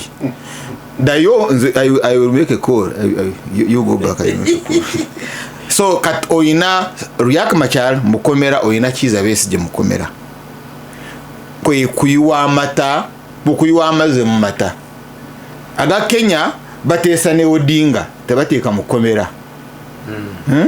Ne bayiwamu amazzi kakati bano simanyi system yabo naye tujja kugira mbiseera by'omaaso ya Siraje ne mukuru Museveni because oraba ya mukuru Museveni ya kuteeka mukomera takoma kuteeka mu wowe ne wanne iba na yateeka mu kakati ekyo ne kindeetera Kenya erietya mu region. So ekisooka one tuyina GMOs, genetically modified organisms eziyingira wano entry point is Kenya jobadde oyogerako Nairobi. Yes, it's not a failed state, yes economy ekola bulungi, but ba agent babali abatuletera waliwo omuvubuka abadde agoberera kasooli, waliwo seeds mu bunyolo ze baleeseeyo after harvest the maize bwe bumala okukala okujonda it rots in 2 months. It's within 2 months. So you know kasoli moina mulia mu miezi ebiri temusobola kutereka na seed zivaawo Kenya kakati. I'm not very sure nti mbisa yo masa abana baffe abawala bajja kwa bazaala nga bamama because mama nze yasindika mukaga musanvu ngate ya kyasindika but kakati leero mwala azaala babiri basatu nakutuka. Kibazo mujukize Toyota inawo na assembling plant ya kakati wana inawo showroom nalaba mukulu. I think that was during COVID. Manyebe byoyogera eriyo gye byandeetera obuzibu oli yagaha nti VW egenda kuleeta plant ebeere ng'emmotoka eziyungira wano ezikolera wano kati bwe ngenda yo seetagayo visa eyo idea entwala naye bwe ngenda okunyumya ne gwe nanyumya naye omu bano abazungu bakuno ababalaata kati yazzeeyo nga mbuuza. But you see, when businesses set up plants, you look at the business opportunity. How many people buy brand new cars in that economy? Yajita city economy. How many people buy brand new cars in that city economy? How many people buy parts in waliwo omutake kati okukakana ng'agambye nti no most likely they will give them a showroom and a workshop. Bwe nalerembuka nabyo madde nga waliwo omutake yatumanyiira yanga nti bizinensi ze waffe bagiyita my luggage on the plane kakati naze nagwo ku nnyonyi mukulu Kibazo during mu biseera bya covid nalaba ku TV mukulu Uhuru Kenyatta president nga ayomba ku kayana oba ayomba ku chewing gum eva mu USA. Chewing gum eri mu Nairobi. The investor is USA. Nenga eno chewing gum banange actually waloneza bagana because of ebyaziri mukati cyo nkirekerawo but tuyina okufa kungi nnyo Mogadishu twafuna wabeerawo okufa kungi nnyo mu Somalia ebintu bya entalo ezibaddeyo mu Basomali Al-Shabaab entalo obadde ozigoberera but okusinga nnyo Kenya yakwata Port Kisumayo and population yafa nnyo so bw'oba oyogera ku an island of peace gyabadde ayogerako mukulu Odinga. What is the role of Kenya and the prosperity? What is the role of Kenya in the neighbor? Nti emundu ze bakuba Kisumayo singa bazikuba Mombasa singa bazikuba Kisumu, what would be the story? The yes so USA ina bases mu Kenya. I'm not very sure nti tukoma ku USA yokka but so chobado yogerako mukulu Kanaabi nti bwoba olaba Odinga nga bamukozesa nga amazi ogayiwa mu mata ani ayiwamu. So omukulu Kanaabi agambye bana abazungu abalinayo interests abalinayo bases babeerayo but tosobola kulaba ekiri Kenya ekiri Zaire, the Democratic Republic of the Congo. Newe njogerera kati ayalif president wa Congo Joseph Kabila ali Kenya already. Jo Kabila ali Kenya yakoledde alinda bamulinza kalaba no wenje bamulaze n'okumulaga ng'agenda ne kambuze silly cheeky question lwaki tali wano uyu musajja yali wano abasajja bagenda okukwata government nga ndoza ali Makerere mwana wawa kati enkwatagana ye nono era jjukira yagamba omukulu nyagamba nti omukulu Kisekedi alengedde wala bwakkiriza amagye gaffe ogende Kongo kubanga Kabila yagagaana naga nti avo managed body temujja kuyingira naye ono bwe yajja Charles kutula godi baleta mu bisawo. So kati mu Nairobi moyina Joseph Kabila ayagala kuddamu mu ntalo Democratic Republic of the Congo. Ebya Sudan yengulu. That is your statement, that's not his statement. No, he has been tried for that. Yes, but he has not declared war. Yes, South Africa. What has he declared? Yakola broadcast in South Africa. Gwe Kibazo ayamugoberera declaring nze. It amounts to is an interpretation. Ogambye akadde katono. Ali ne M23. Akadde katono kakati Dagaro wa Rapid Support Forces bwe yave Entebbe ene yagende Kenya ne bamwaniriza.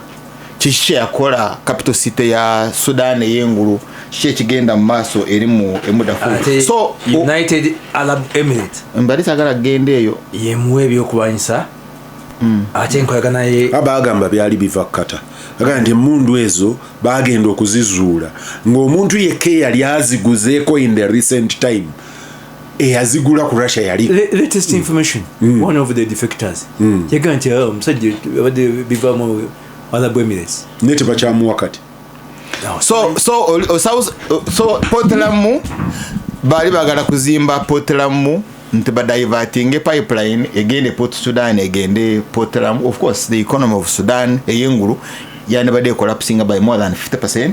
So tosobola kutunulira ekita bantu ekiri mu region wano nga toyinayo mukono gwa the political elite ye Kenya, of course nga n'omugenzi mwali.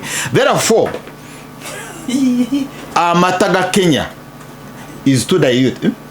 Yes, yagambye nti osalidde omusango wunzika yes, you see Jesus Christ agamba ate amataga Kenya ate Jesus Christ and because you are interrupting simanye mbadde gotoina coherence. No, because mbanjagala ogoberere it's not very easy kutambulira ku radio speed yontono. No because gwengeza tunule special expression yo kati ongenze ng'omusomesa ngandowooza obuze kati nganyina okusimplifyinga issues kati mukuli Kibazo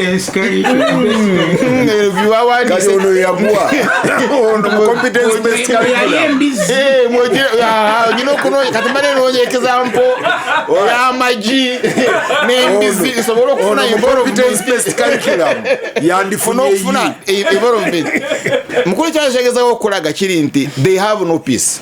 When Jesus says temunkabira mwekabira ate mukabira abana bamwe bana abakabira omulambo gw'omugenzi bandi badde beekabira because ekibadde kikolebwa okuzikiza amata is not sustainable. Gasimbagana ne bannamawulire Radio Simba Robert Kakande Musoke agamba nti mwami Kibazo mmanyi nti president wa Kenya yasinze okufiirwa mu bintu bino ebigenda leero agamba nti bwatunula yeewuuza ani anakkakkanya abavubuka bano ani anaabakkakkanya Seriously see afiba Kenya as a country baba watali gundi gyogambye nti yayimiridde okwogera eyali president Uhuru Muigai Kenyatta ndowooza nti yatutte omukisa guno naye kati okweposition okwe-elevating asoka naye agenda kubeera nga Joseph Kabila akomewo sikudda naye okubeera nti asobola okwogeraganya nti ab'ekibera basobola omuwuliriza. Wawo Taylor byamukama abagamba nti yava mu Ford NDP yali yakitawa and then Liberal Democratic Party eventually Orange Movement which gave birth to the ODM. Nanti nayi ODM bajikwasiza muganda we bagenda beetoloola naye amugamba nti n'omusajja gwe mwogerako kitaawe Mzee Jaramogi Odinga yali yategeka oburu mutowe nga gwategese nga ye mugezi mu ssomero nti naye ono yali ng'oli obwa Bayibuli njagala kumanya obulu yono yayanjula abakazi basatu oyo mukiga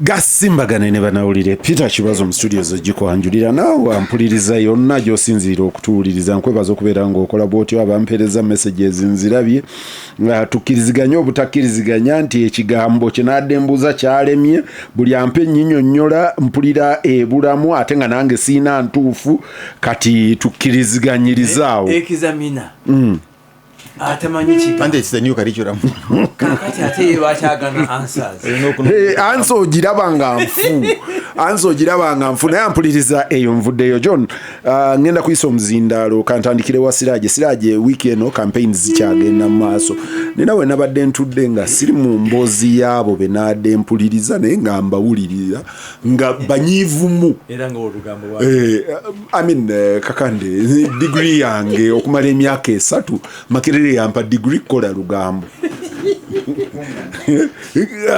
certified Siraje nga bali ba complaining nga baga nti campaign omulundi guno zaabuzeemu omuliro uliaga nti zibulamu omuliro nenga nze bwendaba digitale nziraba ne kati bwe nagenza okulaba ba candidate babiri abasinga abakulembedde banaabwe ku campaign trail nga ziringa eziri choreographed. Twali wano ebweru wa wano Kakande agenda kunzikiriza njogere tugamba obuzibu bwa munnamawulire okukavaringa campaign nga messaging eri tailored nti ogenda okutuuka mu yokubiri nga message gye bawa gye wawandiikako luli ebifaananyi biri tailored exactly the same way candidate ayingira bw'ati abantu ne baba bwe bati kati wawo omusajja omu eyali atusomesa amawulire JB Waswa yakolanga ne Kakande olwo ngaga nti kati awo obudde obwo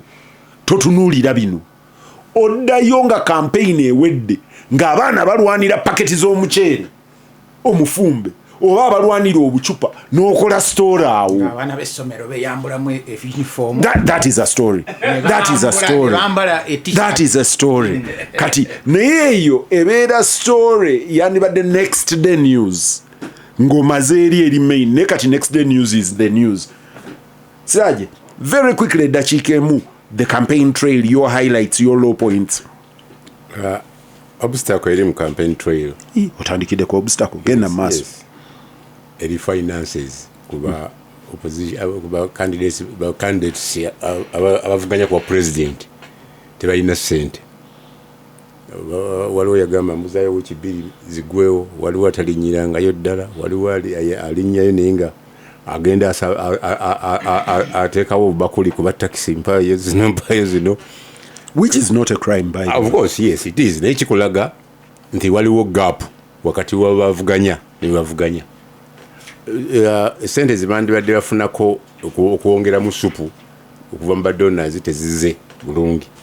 Sente zandibaddewo za iPod zibalinyisa emirundi 3 naye nga zakajjako kakwota kamu ka 10 billion. kyakyuka iPod yakyuka okuva ku amendment eyajja. Initially president yayita yagala iPod yagifunamu ekintu n'ajagala. Kakati omuntu bw'atuuka okusaba okola application billion nyingira mu iPod nyingira munzikirize nyingire nga oli wagala ati tetujja twesondere sente zaffe $8 billion ezitawera n'ogendako n'ebweru n'otuuza enkiiko ng'osaba $3 kitegeeza waliwo obstacle ku gundi. Kati ffe ab'amawulire ffe tuli ku buzibu obunene ng'ogyeko NTV giba omukulu president yagala nti yetesembera kumpi newenkubeera amawulire egajjemu wansi wa mmeeza abalala bagafuna naye era ofuna abantu benganda babagitwale abantu bani kigongo nalabye inge mukapali anti oli tayagala kuye abalala bonna bagikozesa of course so ekipi ekiriwo so fa twakagendako tetunalaba tiya gaasi gutulabadde tulaba emabega tetulaba ekiriwo nti n'abanafunafu babagana okuyita mu city center abantu bayita mu byalo ekiwadde advantage ab'ebyalo okufuna kuba candidate abadde bayita mu gasimbagane bannamawulire. John yes Siraje akitunulidde ku level ya nsimbi. I know story ya kuyingira iPod oba obutayingira pickings up a bit of steam. I thought if you asked me mwami Kyagulanyi yajja addressinze sandi ja addressinze you keep quiet about it and let people say what they want, but well I don't coordinate his communication, so yazze naye naacha addressinga naye the other issues ku campaign platform. Ndaba mwami Museveni buli gyabadde asuubiza tamak waliwo abalina group asuubiza ne bagraduate abatalina mirimu akakadde nina abalina group abacheckinga campaign and truth bagiyita campaign and truth eri interesting kati banzizizaayo nga banchalenginga nti mbagire mu NDP 4 enguudo kilomita Uganda zesuubiza okuzimba mu NDP 4 vis-a-vis ezo omukulu ze yakasuubiza mu campaign trail. Olwokuba sina delivering assignment sagala gyogerako ku radio, but it's an interesting comparison. Mukulu Kibazo gwe you are highs and lows. Comment yange ziri bbiri. nti bwe ntunulira media across ng'ogyeko social media naye the mainstream ndaba nga tesinakola kwe kuwatchinga closely UBC nga omukulembeze alina dominance mu coverage era ezize ezimu nziraba basasula ssente kisooka nti basasula ssente mukulu nga wayogedde bamuwa ne live coverage nnyo kulaaleze tesimanyi oba they indicating whether it's paid content or not. Ekyo nekimuwa dominance mu media. This morning badde mbuuza Kanaabi nti naye bw'obanga obadde mu buyinza emyaka 4 lwaki weetaaga okukola billboard ezisinga obunene mu Kampala Coca-Cola kubanga gomanyiddwa everywhere face yo bwe mwagimanyi n'enkuufiira yo nga nti ndowooza kati butekako ne dominance mu media then n'ebifaananyi bwonna everywhere abantu kiyinza okubeerabira nti bakande bali 8 kati ekiddako ku ekyo nti bana bavuganya balina effect ya bino nti muli vibe effect yabyo ebeera low voter turnout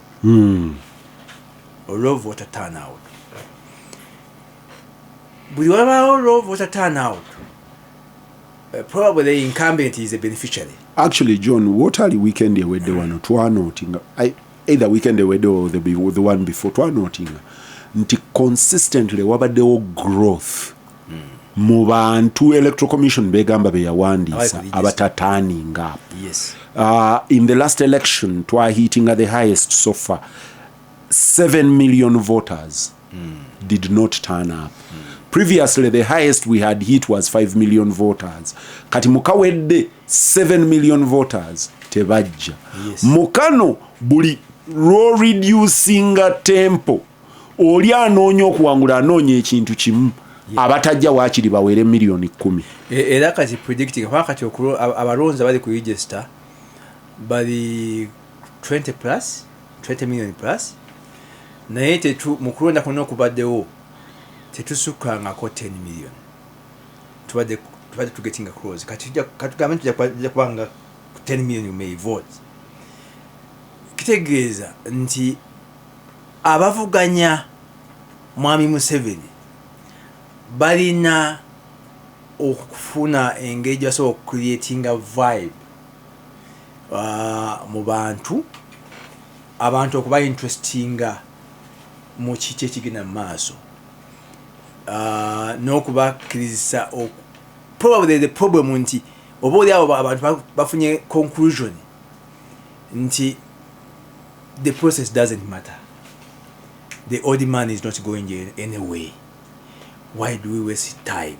Ekyo old man kyayagala gasimbagane ne bannamawulire Kanaabi ekikyo mangu nnyo nja kusooka ku register gyoyogerako Amerika ne musanvu tezironda naye do you have a genuine register? That is a different question. Ekyo nakyo tukiteeke wali tukitunulire. Oyinza okugamba omusanvu nga nagwo n'ogwo omusanvu nga waliwo aguzanyisa bwe likaawa nga osikayo eri omusanvu gwo ng'oyongerako wano ng'ojjuzaawo. Ekyo ono Rwomushana ajja kubuulira era mu mboozi gwe gy'otootegeera abasogozi baakaliga ate ono akaliga akamanyi abasogozi baakaliga ekikuggisaako akaliga n'okateeka wabbali oba emmandule bw'ogenda okusogola rejjula ono n'ofumba rejjula bw'onywako n'owulira nga tanoga ng'oleetayo egirasi y'emmandule ng'oyiwamu ng'otabula kati n'ono alina emmandule ye gy'asigaza kati ogwo omusanvu gw'oyogerako oyinza okubanga nga mandule bwe buligo obwo obuli eyo ng'alinda wanaasabululemu naye mu kampeyini zino nze ndabyemu ebintu bibiri kusooka involvement ya security mu kutabulatabula ebintu ereetamu ndowooza nayo vibe ebeera baba nowe leero bano babakubye bano bagize bwe bati ku mulundi guno ebbanga lye twakatambulako sofa simanyi oba basinduukirirwa emmeeme gwalwenduka oluusi nendabanga bagala kutanaka naye ne basooka ne bakola ki ne bakakkana kakati ate ne be babadde bayiikiriza nabo ne bagamba nti tujja mutugambye tuyite mu byalo naffe gye tuyise tukole ki tuyite eyo kati amawulire n'obeera nga Kakande bwe yakugamba nti message yeeyo notandika okunoonya kyonoowaayo kuba luli twalinanga bakubyono bamututte mu ddwaliro olundi bagisewe bano babakutte go forward bamusibye go forward bamusibako bamuyimiriza naye bamuleeta omugenzi yamuleeta sinagalama kujinja road nanyiniwo wuno waani owa go forward ono yali tannalokoko olwo naye ekyokubiri mukolo Kibazo n'abeesimbyewo nze mbadde ntunuulira nnyo Kakande Musoka akugambye nti Kyagulanyi bwana agenda mu West Week ejja oba oliawo oluyimba lunaakyuka katulabe nti message empya ebuze abantu ebyo ebiriwo tunagira bwe tuti babirabye ebbanga lyonna kiki ekipya kyobawa gasimbagane nga bw'ojjukira mangu nnyo omusajja yagenaga nti kandeeteyo ekyenyondo mujja mulaba bayita wano andi oli yali yagamba nti ye koota pini eyingira na nnyondo evaamu na nnyondo andi ne bakwasa ono ennyondo mujja kuba n'omukisa ab'e Masaka mujja mulabako ng'agenda naye gwaggwawo olawo kukyali kyalisiba omushana kakati the cogwheel wekyetoololera koota pini eyo fulwero kogwiri ye fulwero akulira CMI ate akulira Special Forces Command birungi ali mukomera naye ali mukomera why because of terrorism obulimba ku terrorism kyebaleeta kakati campaign zoyina leero is a military it's a military operation kibine bigenda mu maaso byolaba it's a military operation naye military it's military led, it's not intelligence led. Military yekivuga naye ekivuga okufuna intelligence, it's military led to get intelligence. When afunira intelligence gyeyagala proper timing, there will be a heart attack. In other words, omutima gujja kwesiba mulundu ogwo gumu mu byobufuzi bwomu. Ampuliriza GASIMBAGANE ne bannamawulire tusinkane nate.